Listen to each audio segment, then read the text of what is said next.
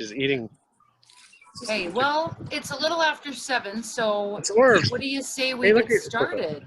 Or should we wait a little bit longer? I don't know. What are you doing? Let's start drinking, right? Okay. Put your drink on, man. Yeah. Okay. Well, Just happy Friday, everyone. It's great to see all of you. You know, during this whole pandemic, we've tried to come up with new ways to stay connected and do fun things together. So when Josh Gary told me that he works at Genoa Winery once a month and has a discount, I said, you know what, Josh? I think we need to come together and join forces. And then Air Reps is sponsoring this event. So thank you, Matt and Aaron, for joining us and helping us have fun even during, you know, a global pandemic. So thank you very much. And I'll let Aaron take it from here. Sure. How's everyone going tonight? Good. Really happy to host this for you guys. So I've been with Air Reps for a little over 4 years, and it's been great working with you guys over that course of time. And happy to introduce Matt to the account. He's relatively new, and he's been around the block a little bit longer than I have. So brings a little more experience to the table and more of a dynamic team to be working with you guys moving forward. And you know, as the world starts to open up, and you guys are right around the corner from us, so you know, no excuse for us not to get together in 2021 and beyond. So, you know, I'll let Matt, you know, introduce himself as well. Cool, thanks, guys. First off, I want to say, Josh, do you actually work there or do you frequent there? You know, at the winery. That's pretty certainly frequent there. It's not so much work, but Maybe both. I guess, yeah. Tis is our industry, I guess. We have a good industry to party with and play with and stuff like that. But yeah, again, like Aaron said, thank you guys for joining us. It's our honor actually to host this thing for you guys, and hopefully you enjoy the wines. Hopefully you enjoy the time, and you know, don't want to take up much of your time just because, I mean, it is Friday and we have an awesome wine to taste here. So, but I want to say I appreciate being a part of the Holmberg team for Air Reps. I've been with Air Reps for 20 years, actually, as of February.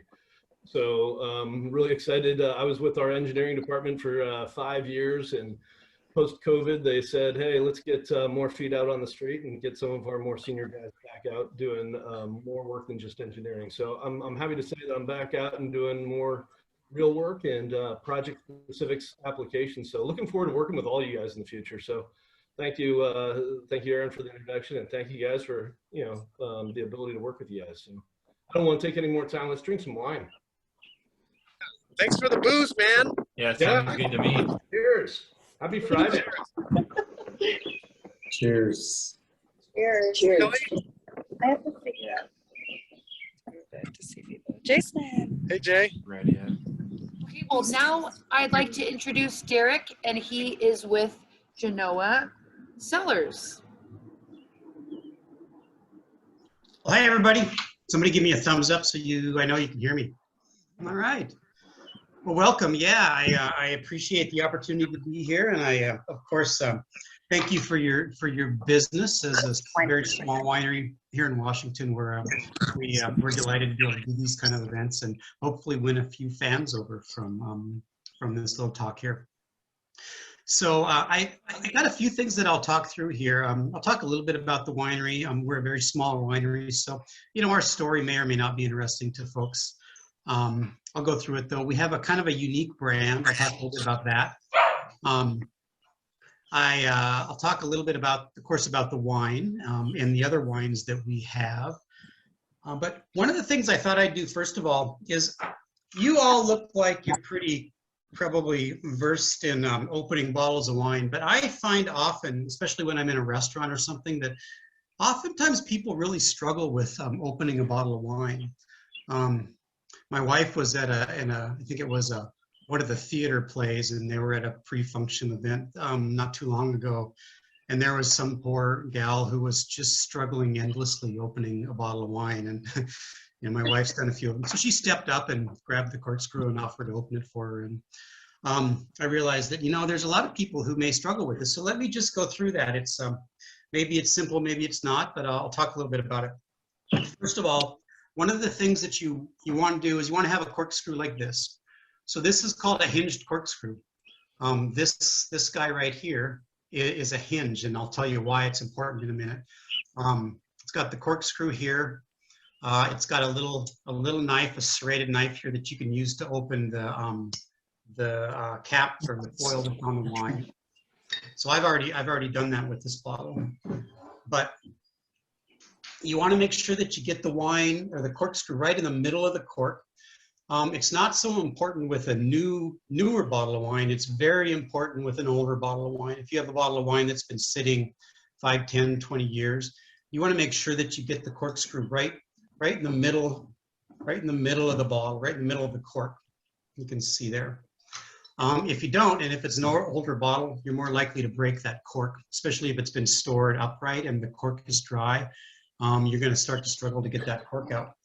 So then just twist the corkscrew in, get it in so it's in well. Don't put it in just a little ways. Get it in so it's well in, and that corkscrew is buried way down in here. And then the beauty of these hinged corkscrews is it's got two spots here, one here and one here, that you use to lift the cork out. So first of all, you want to put that first stop on the bottle, at the top of the bottle. Grab it with your hand like this and hold that against the bottle, and then just pop the cork up like that so you can see the cork's about halfway open. Then you take the rest of the cork of the corkscrew, you put its upper lip on the top of the bottle, and it comes out. Best sound ever. Best sound ever, I agree. As you open these bottles of wine, if you look at the cork, we happen to use, this is a synthetic cork. It looks like a real cork, but it's synthetic. We do that for a couple reasons. We, especially as a smaller winery, have had a little bit of trouble with cork taint. Cork taint is a chemical that can be in corks that it's rare, but it can significantly affect the bottle of wine. It kind of makes it smell like, I don't know, wet cardboard, sometimes like kind of wet dog. Anyway, it ruins a bottle of wine. And when you see a mate or a sommelier in a restaurant opening a bottle of wine and sniffing the cork, that's what they're looking for. They're looking for cork taint. With these corks, they're synthetic. There's no risk whatsoever of cork taint with them. So we like them. They've sealed well. We haven't had any problems whatsoever with them. And some people ask me, well, shouldn't I look for a bottle of wine that is using a natural cork? And I said, I wouldn't necessarily let that guide me in judging a bottle of wine at all. These corks, as well as screw tops these days, are every bit as good, and you're more likely to have a non-impacted bottle of wine with one of these corks or with a screw top than you are with a natural cork. Now, generally, if you get a natural cork from a larger producer or a high quality bottle of wine from a larger producer, they go through a series of tests with a whole bunch of different corks from different lots from different manufacturers. And they're able to pretty reliably pick a cork, a natural cork that is not going to be affecting the wine. But smaller producers, and small could be small like us or medium sized, they may not have the luxury of being able to do that with their cork suppliers. So there's relatively high risk of cork taint. Cork taint is said to exist in anywhere between 4 and 7 bottles in every 100 bottles. I don't know that I buy that. I can't pick up cork taint that frequently. My palate and nose are not tuned into that. The educated palates may, but it is a relatively common fault in wine, and you get by that. We get by that with these corks or with the screw top. So kind of the net of all that is don't shy away from or judge a wine by the type of cork that it has, or these days by screw tops. We're seeing more and more large, very high quality producers that are using screw tops for wine. We would do it ourselves, but there's still kind of a stigma against screw tops that smaller producers like us can't get by. But some of the larger producers are, and I just wouldn't want you to judge the wine by the closure mechanism. So there's that. That was opening the bottle. pour it a little bit. I'll talk a little bit about the winery in a minute, but first let's have a drink of wine. A couple things about tasting wine. First of all, especially with a bottle that you've just opened, you want to give it a little bit of time to get exposed to air, to oxygen. Oxygen in the winemaking process is evil. It's what can destroy wine. So there's a lot of effort in the winemaking process that goes into protecting wine from being exposed to oxygen. But as you open a bottle of wine, it's important for the wine to get exposed to oxygen. That's what starts to allow the wine to release its aromas. It starts to allow the flavors to develop and emerge from the wine. It's the oxidation reactions with oxygen that allow that to happen. And again, that's dangerous when we're making wine, but it's important when you start to drink wine. So we'll put it. It's great to have a glass that has a wide a wide body to it, so that you can expose as much of your wine to oxygen as possible. When you see people shaking it or swirling it, this is what they're doing, is they're trying to get exposure to oxygen. The next thing you do is you want to smell it.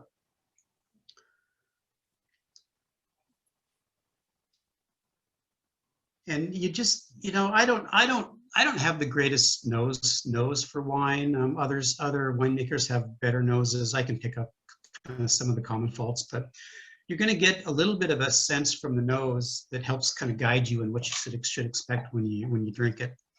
You may get certain herbaceous characteristics. You may get oak. If it's a heavily oaked wine, you may get the aroma of that wood in the wine. Our wines don't have a lot of oak on them, so you shouldn't be experiencing that. And then you want, when you taste it, you want to recognize there's three parts of the taste. There's what's called the attack, which is when the wine first hits your mouth. It's that first impression that your palate gets when the wine hits your mouth. And then as the wine sits in your mouth for a second or two, you'll get kind of what's called the mid palate. The flavor will be a little different on the mid palate than it might have been on the attack. And then after you swallow the wine, that wine, and especially the aromas in your mouth as you smell them, will represent the finish. So there's the attack, kind of the mid palate, and the finish. So take a sip. Try to recognize the kind of the attack and that initial, especially with a brand new bottle and in the first taste you've had.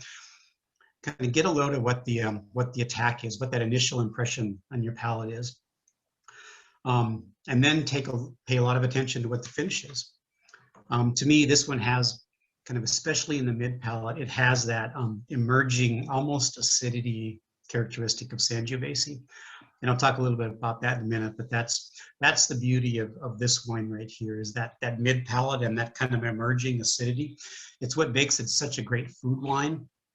That acidity that's in the wine, effectively, it kind of cleanses your palate. And the next time you take a taste of food, your palate's cleansed and you're tasting that food again. And the food kind of prepares you to have the wine again. So it's this dynamic that's existing between the food and the wine as you're eating through your meal. But especially these wines that have kind of a higher degree of acid in them are great for pairing with foods, especially foods that are richer or that have a little fattier content in them. So Sangiovese is great for the kind of known for the bolognese sauces that you would get in Italy. And I love to have these heavier Sangioveses with steaks, lighter steaks. They balance really well with the lighter degree of fat that's in a steak. You don't need to stick to solely big Cabernet Sauvignons for your steaks. These wines go well with them, and it's really the acid in the wine, that kind of acidic content of the wine, that pairs well with the steak, the heavier pieces of meat. So that's that. I'll talk a little bit about the winery, the size and that. But before I get going, I know you've all had a sip of this. Anybody have any questions about the wine right now?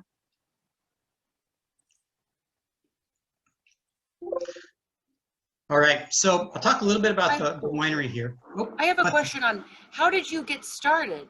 Was it just Yeah, because you loved it so much and then you Yeah, I'll go decided, through that. hey, okay, the cool, next, okay. the next part of my story here. Oh, sorry, okay. Yeah. So a friend and I, we went to college together quite a while ago. We're both from Montana. When we got out of college, we both ended up moving out here. We started to make just beer as a hobby. We made beer first I think in my kitchen and then in his kitchen. And eventually our wives both remodeled the kitchens and we got kicked out of the kitchen.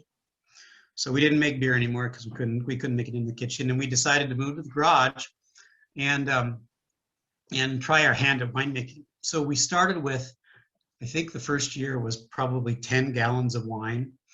And the wine that we wanted to make was Sangiovese.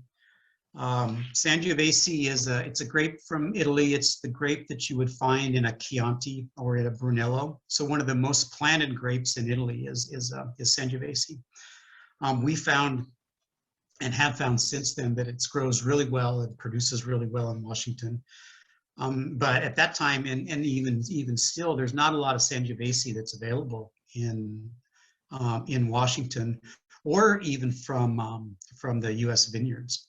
You typically have to get a Chianti or a Brunello or something from Italy in order to get a good Sangiovese.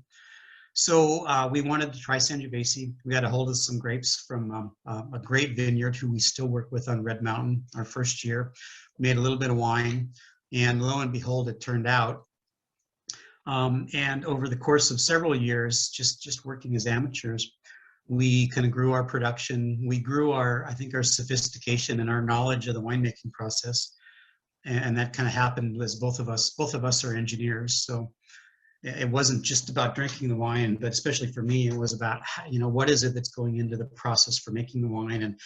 And we grew to know what levers you have as through the winemaking process to produce the kind of wine that you wanted. And then after, I don't know, it was probably 5 or 6 years of just our own production and sharing it with friends who started to give us feedback about their funds for the wine, as well as a number of amateur awards that we won. We decided to make a run at a small commercial operation with it. And my co-owner was at the time, I think, between jobs and was able to get us through the nuttiness of all the TTB bonding requirements, all the state liquor control board requirements. We were able to get a spot up in Woodinville where we could do our production, get our production space bonded, as well as do a little bit of our retail sales. So we embarked on this little adventure that's become Genoa Cellars. And that was, I think, in 2011. So we've been around now for 10 years. We have grown each year, and we have become, I think, just more in tune with the winemaking process. And the two things that really, I think, have enabled us to get to where we are right now are, one is we have some fantastic fruit sources. And I'll talk about in a minute how that came about through kind of relationships and such. But we also had a number of winemakers in Washington, fairly prestigious winemakers who have been mentors to us. And they have helped us get going. They've helped us understand, like I said, what the levers are in the winemaking process that we can work with. And we're today at the point where we probably have the winemaking process down. What the winery could use right now is a little bit more of emphasis on the marketing and sales side. But the winemaking process has been has done well, and we have been super happy with the wines that we've been able to produce over the last 10 years. So that's the kind of the winemaking story. We started as amateurs, and through both the support of a number of mentors and just working with the same fruit year after year, we've been able to get tuned into the winemaking process quite well. Right now, we actually moved out of our production space about a year ago, and have been doing our production in a larger facility in Woodinville that is shared with a number of other wineries. But the beauty of that is that we are kind of leveraging the capital equipment that is provided with the facility and it gives us just a tremendous increase in control over all of the winemaking process. We have access to concrete tanks for fermentation than we didn't before. We have temperature control, much better control of the oxygen that's on the wine, access to much more sophisticated filtering. So we're in a place now where we have all of the tools at our disposal that some of the top wineries in the state have. And it's really just a matter now of making wine, understanding what tools we want to use, what fruit we want to use, and being able to craft the best wines that we can. The next thing I like to talk about is the brand. So Genoa Cellars is Genoa, I think, means different things to different people. There's obviously the port city in Italy or on the Mediterranean there, which is called Genoa. A lot of people try to or want to associate us with Genoa sausages, which is okay. My answer to them is however you remember us is fine. But the brand is really is modeled after it's a nautically themed brand. So the Genoa, it's pronounced Genoa, is actually the foresail on a sailboat. The Genoa is an oversized jib on a single-masted sailboat. So that's what the winery is named after. And then all of the wines are nautically named in one way or another. So we're drinking a crosswind today. Crosswind is obviously a wind that's coming across your beam from your port or starboard side. We have a wine that's called the Boom. The Boom is, if you've ever been on a sailboat, it's what you need to duck your head from in order to not get hit and knocked overboard. It's basically holds the bottom of the mainsail down. And anyway, a number of other wines. They're all nautically themed and nautically named in one way or the other. So the whole idea there, as we started to build the winery, was to build a winery that had two core branding components. One was that nautical component, which is really oriented around the nautically northwest that we live in. We want to stay and remain a regional winery. And the second one is around the grape that's Sangiovese and those what's called super Tuscan style wines out of Italy. So that's kind of the core elements of the brand, is it's nautical and it's Sangiovese. And over the course of 10 years, we're pretty happy with the way that brand has registered with people. We're still small, but it's very rewarding to come across people left and right, day in and day out, who recognize the brand and recognize the wines, either because of the nautical element or because they have kind of discovered us through their search for Sangiovese. So that's the history on the kind of the winery and the brand. The fruit that we use is the other kind of core piece of what's made us successful. We have had access to some of the, at least in our minds, and I think in many people's minds, some of the best fruit in the state. And it has come through, I think, a couple of methods. One is we got associated and hooked into a great vineyard on Red Mountain very early. In fact, back in our amateur days when we were making wine and kind of sourcing grapes through the Boeing Wine Club at that time. And we got hooked into a grower on Red Mountain named Kiona.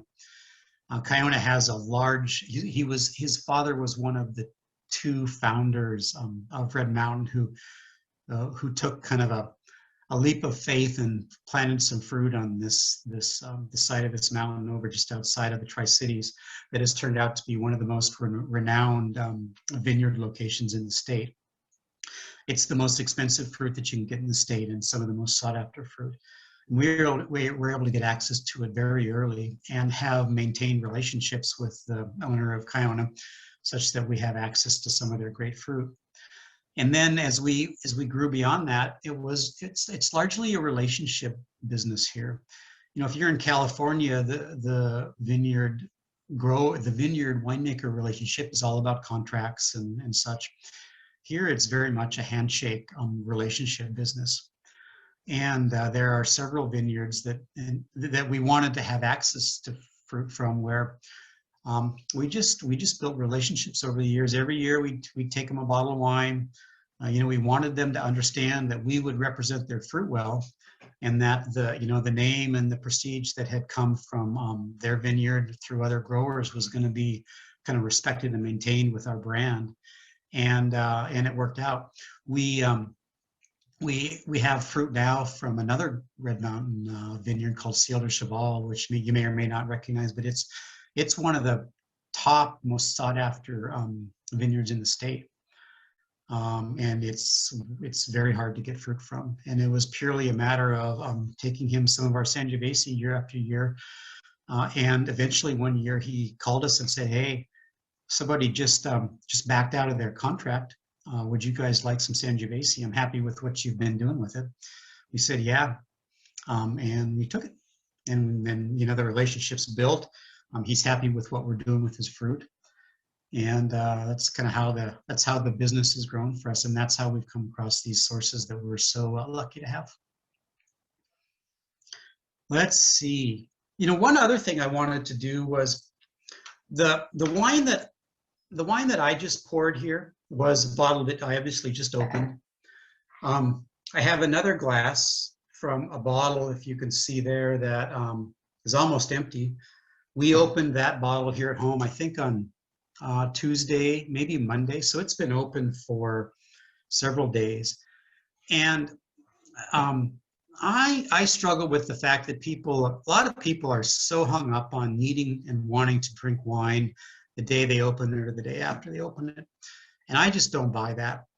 I have two glasses here. I'll taste them both in a minute here. I think the one that we opened earlier in the week it's different. It's been open and it's different, but there's nothing at all that's wrong with it. I would say maybe 4 days is probably about as long as you'd want it to go. But in my opinion, especially with these wines that we have, they're fairly robust, hardy wines, especially with this fruit that we get from Red Mountain, which is pretty hardy fruit. These wines are often better, they're softer, they're often smoother the second day that the bottles are open. So I'm gonna taste both of these here. I'll see if I can tell the difference.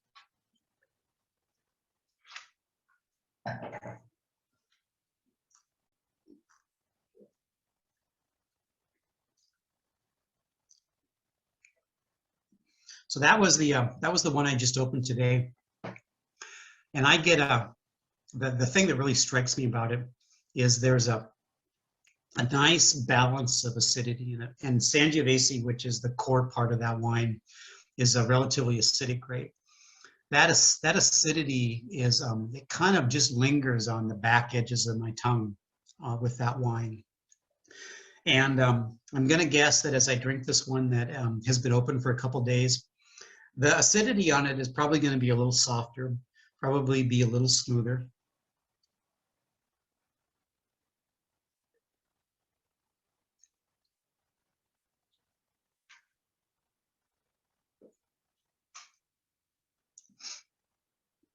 So it's quite different.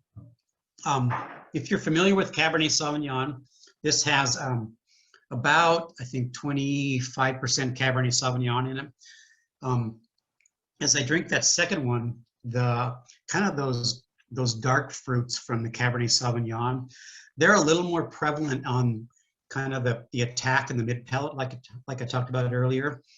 That acidity that I noticed from the first wine, that kind of lingers in your mouth, is much softer for the wine that's been open for several days. So that's where, as I was saying earlier, I don't think there's anything wrong with that. I don't get any negative flavors at all in that wine that's been open for several days. And to me, it's actually softer. Some people may like the pop of a kind of a newly opened wine, but there's nothing at all wrong with that bottle of wine that's been open for several days. I will note that we have this, let me find it here. This is if you have one of these, if you don't have one of these, it's good to have, especially if you don't drink all your wine in one night. Maybe you do, maybe you don't. But these things there's a little deal top that fits in the top of the bottle of wine, and this is a pump. So this this thing will pull the oxygen out of the bottle of wine, and you'll get a little more life out of that bottle of wine. Because like I said, kind of the death of a bottle of wine is the oxygen on it. So what we do is even if we open a bottle of wine and it sits around for several days, if you use one of these vacuum sealers on it, your wine's going to last for several days. I wouldn't hesitate to do that. Let's see. Any other questions? I got a couple other things that I'll talk about here. Josh, anything you'd suggest that I maybe talk about? I got a quick one for you. Yeah. So not that COVID has really changed my drinking habits like so many people out there, but how is that? I think you're lying. Yeah, well, hold on. I don't know. But how's it changed the like distribution of wines and I mean, has there been an uptick in the last 12 months in wines and particularly for you guys? I mean, and being a smaller bottling winery, have you seen an uptick in the last 12 months or 14 months in regards to wine sales? Yeah, that's a really good question. And so the answer for us is probably different than the answer for maybe some of the larger wineries. And the reason is because we don't have a distributor. So we are not heavily dependent upon restaurant sales. I think wineries that had a heavy degree of dependence on restaurant sales probably struggled a bit more over the past year. We've actually, I think our revenues have been roughly square from 2019 to 2020. What we had to do was we offered some more specials, especially for the couple of months when we had to be closed down. We offered some specials. We offered a pretty generous discount very generous, 50% off for healthcare workers during that time. We sold quite a bit of wine then. We then ran a promotion for teachers. You know, as teachers were kind of under the gun and did pretty well there. So and then as we started to open back up, especially our wine club members were pretty good to us. We found that people kind of like you said, were still drinking wine. And because we're a very heavily retail oriented wine, it's mostly just direct to consumer sales for us. We were pretty square last year to the year before.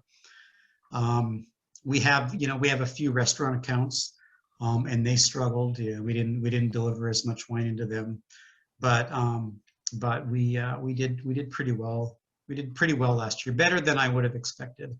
And even with some of the kind of the capacity restrictions that we've had recently, we've done okay. We've been able to get some seating set up outside that we didn't have.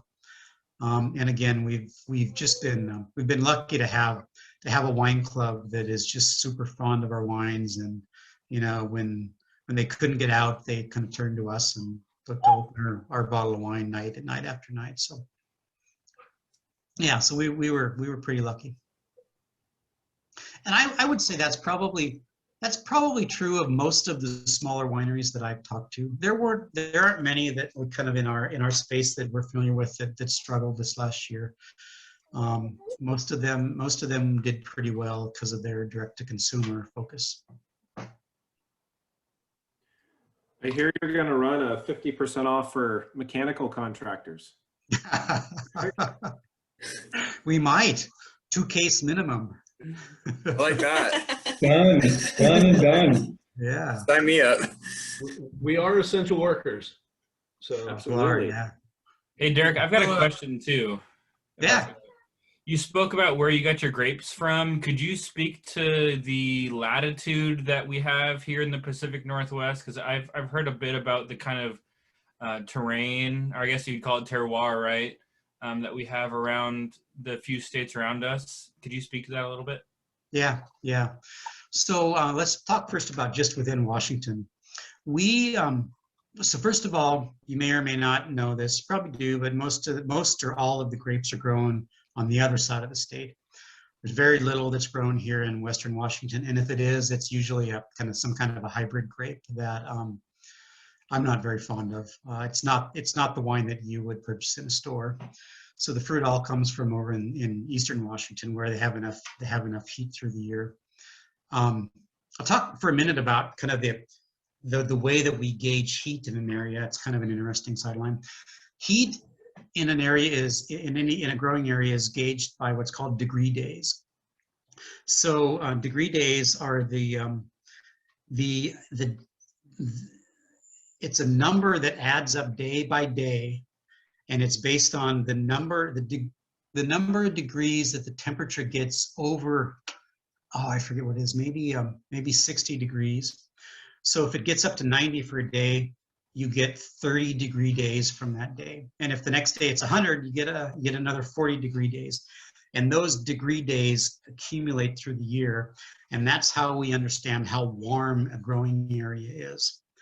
We get our fruit from 3 growing areas that are probably the warmest in the state. Red Mountain is just the site of the Tri-Cities, and it's a south-facing slope that just gets a lot of heat. We get some from the Wallach Slope, which is a Mattawa. Mattawa, if you drive in east on 90 and you get to Vantage and you turn right, instead of going across the state on 90, if you turn right and go down along the river, about 10 miles south, you'll get to Mattawa, down through the Wallach Gap. Mattawa is a very warm area.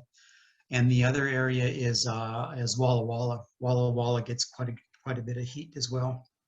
So we get our fruit from there, especially our Sangiovese, because we found that Sangiovese that we like does best in the warmer areas. There's some producers that like cooler climate Sangiovese. To me, it doesn't have kind of the richness, and it has more acidity to it. It's not the style we're looking for. You know, it's what they want to produce, but not what we're looking to produce. So the different areas in the state that grow fruit are titled AVAs, American Vitilogical Areas. Red Mountain is one, Walla Walla is one, the Yakima Valley is one, and they are all they're bounded by basically unique characteristics for growing wine, unique temperatures, unique climate, and then unique soils. So I don't know a lot about the soils. You know, you have to have well-drained soils. We tend to look more for the heat in the area that we're getting fruit from. And like I said, the 3 areas that we get fruit from in Washington tend to be warmer areas. Now, if you go outside of Washington, if you go down to, for example, the Willamette Valley, their growing degree days are much, much cooler. They don't grow the same fruit that we do. They don't grow Cabernet Sauvignon. They don't grow Sangiovese. And the reason they don't is they wouldn't be able to get the fruit ripe. They would get to the end of the harvest, they'd have their berries start to shrivel up because the vines had given up on them, and they wouldn't have anywhere near the sugar level that they needed in the fruit to be able to harvest it. So instead, they grow Pinot Noir down there, and Pinot Noir is a grape that requires much less heat over the course of the years. They need fewer growing degree days to produce and ripen Pinot Noir. So that's why Pinot Noir grows so well in the Willamette Valley. And if you go, for example, I don't know much about Idaho. I know that's kind of an emerging area. They're looking for cooler climate grapes as well. If you go up into British Columbia, you'll see them growing some of the same fruit that we are here in Washington. You'll see Cabernet Sauvignon, Merlot, and Syrah, your standard Bordeaux grapes up there. I personally don't like them. I don't think that they get enough heat up there to be able to grow them. But they're becoming quite popular up there, and I'm sure that they'll kind of figure out how to tune their growing practices and their harvest practices to produce better wines. You know, there's a lot of people that like them. They just don't suit my palate. But they get, if you get over in the Okanagan Valley, they do get a fair amount of heat over there. I'm just not sure it's quite the same as what we get here in Washington. So does that help? Does that answer that? Yeah, very much so. Yeah, thank you for that extra information. Because I'd heard here and there, tidbits, but it's good to hear it straight from a maker. Yeah, yeah, yeah. You know, there's a quite a variation just in Washington. I mean, they're growing a lot of fruit up in Wenatchee and Chelan now. I think they do great with the white grapes. The white grapes don't require as much heat to ripen well. You know, I'm not as fond of some of the Bordeaux fruits that they're growing up in Chelan as I am of those that they're growing in the kind of down in the warmer areas of Washington. And you know, it's personal palate thing. I'll be honest. There's people that love the Chelan wines, and that's great. Thank you very much. Yeah. Any other questions? Yeah, I had a quick question for you. Yeah. How long does it take the whole process to get a finished product from beginning to end? Yeah, that's good. I forgot about that. I usually talk a little bit about the process. So I'll answer that first. It's typically 2 years to be able to produce a release ready wine that's in the bottle and ready to go. Ours, we prefer, like I said earlier, with some of the fruit that we get, we find that ours benefit from an extra year or two in the bottle. So we're at a 3 or a 4 year cycle from harvest. But most wineries, especially because of their economics, are on a pretty strict standard 2 year cycle. So I'll talk a little bit about the winemaking process here for a minute. So the fruit obviously grows. They're just in the vineyard right now. They're just starting to see bud break, which is it's obviously what that is, but they're starting to see buds on the vines. One of the next key steps that you'll look for is what's called veraison. Veraison happens in late summer, and that's when your green grapes, the green berries, start to turn into and build the color in them that kind of are what we know as grapes. And then as you get into September, October, hopefully not November, September, October, what you're doing is you're monitoring the fruit, and your growers are working with the fruit. What they're doing is they're reducing the water and irrigation on the fruit, because at that point, as that grape is ripening in its final stages, they want to stress the grape. They want to stress the vine, because they want all of that vine's energy to go into its fruit, not into building more canopy and more leaves. By stressing it, which means reducing the water on the vine, the grape is putting all of its energy into ripening its fruit. That's what it's all about. So the growers are managing that in the vineyard as we get into late summer and early fall. And then what we're doing together with the growers is we're monitoring that fruit. There are samples that are taken that measure various chemistry levels, and that's one factor in when you choose to harvest. And then there's tasting of the fruit. You're tasting the fruit, and you're looking for the point at which you have development in the fruit that gives you flavors. And it's hard to taste through all the sugar in those grapes to see what that flavor backbone is. But you're looking for that hard acidity strain that comes from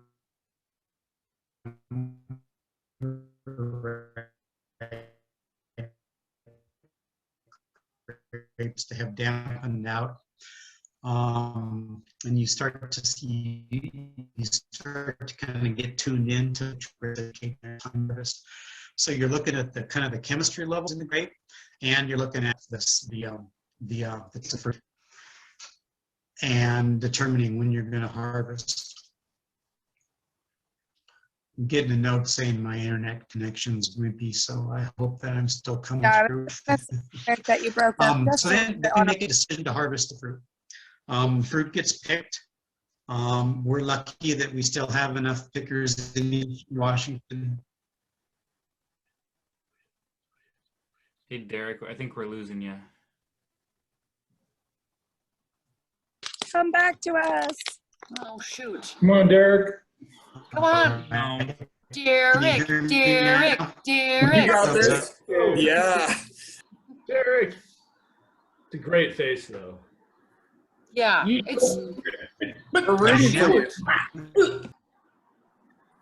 well, And there it goes, Derek. And he's gone. He's coming back. Oh, Great one, right? Oh, there he is. There he is. Did you not put the quarter in the machine? One more. I did, but my bed's shaking. I don't know. oh, I'll take this time. Wrong machine. Wrong machine. Oh, Here. totally right. yeah. Well, thank you everyone for being here. Am I back? Oh, Thank you, Air Reps. He's coming back. thank you, Air Reps. Jeffrey there. I'm there. Wanted to definitely Hey, guys. say, though, Thank you, Air Reps, for the wine. It tastes delicious. Matt and Aaron, thank you very much. Derek, are you there? Can't tell, but anyway, We lost thank him. you, Shoot. everybody. Mhm. Good to see everybody. Have a good weekend. Hopefully, we get another couple of I'm here, days yeah. of Can you nice guys hear weather. me? Oh, There he is. he's almost back. Orville, there's Orville. There you. Started fire. And Matt and Aaron, we want to have you over to our office for a wine tasting in person soon. Okay, Ooh. how does that sound? Oh, sounds awesome. We'll bring the wine even. Twist my arm. No, that's, yeah, you guys are wonderful. Thank you. We'll see you Monday morning at the wine. So Everybody have a Angie, great weekend. It's Friday. Let's have some fun and finish the wine and have a great weekend. Yes. Yeah, but Angie will definitely take you. And Thank you. again. Okay, good. No doubt about it. So Angie, I don't have any eyelashes or eyebrows now. I got a little too close. Was that a Well, blow? you know what? Luckily, we can microblade and we can get extensions for your eyelashes. Oh, there Jeff, you you're go, yeah. fine. Don't. I literally- Natalia's like, yes. It'll be fine by Monday morning. I love it. No, they've thought of everything, right? There's nothing. We're fine. We're good. We're That's a good. man's fire. That's a man fire right there. It looks Man nice. fire. It looks Oh very my nice. gosh. I started it like guys. old school, Boy Scout style. I hooked With it a up to the blowtorch. propane tank and a blowtorch. There you go. Oh, there you go. That's cheating. Hey, where's Yeah. Kyle? We have to Better tell than our rubbing safety director. What the heck? Come on. Yeah, where is Colin? Keep him off this. Yeah, that doesn't look like a rock sparks though. No. It's No. applewood. It smells like a pizza oven. Oh, Oh, man. Now I want pizza. Dang it. I'm bringing all the bears in. The bears are coming in. You don't need pizza. Pizza sounds so good. I just cooked Can you you Pizza fish. sounds good. Wine and pizza. Hey, Holly. That wine and pizza is pretty darn good, right? Who had that meal? Was that Holly who had that meal? That meal Yes. looks good. Yeah, she was Yes. My goodness. It was fun. What's up, Kelly? Kelly looks like he's sitting I in the know he's water. chomping on something good. Cool. Jason, he's always eating. You got- Jason's got to be eating right I now. we haven't got ate a popcorn single too. thing in the last- We got popcorn too there, Oh, Kelly. Wine and Derek? popcorn. Yes. Such a good call. Derek, Yes. Wine and popcorn. Wine and popcorn. can I you do hear? have popcorn. Love it. Get over here. Come over here with me. I'd have to move all my stuff. You're not even that much stuff. Derek, are you back with us? Don't knock over Derek's wine. Hey now. Derek. All right. Okay, well, I have to get up early tomorrow, and I'm I'll see back. most of you at the COVID dose number 2 day. So We're shooting up tomorrow. I'm back. we're shooting up, Stephen. Yes. Jason, you're already all stacked up. Okay. I gotta skedaddle.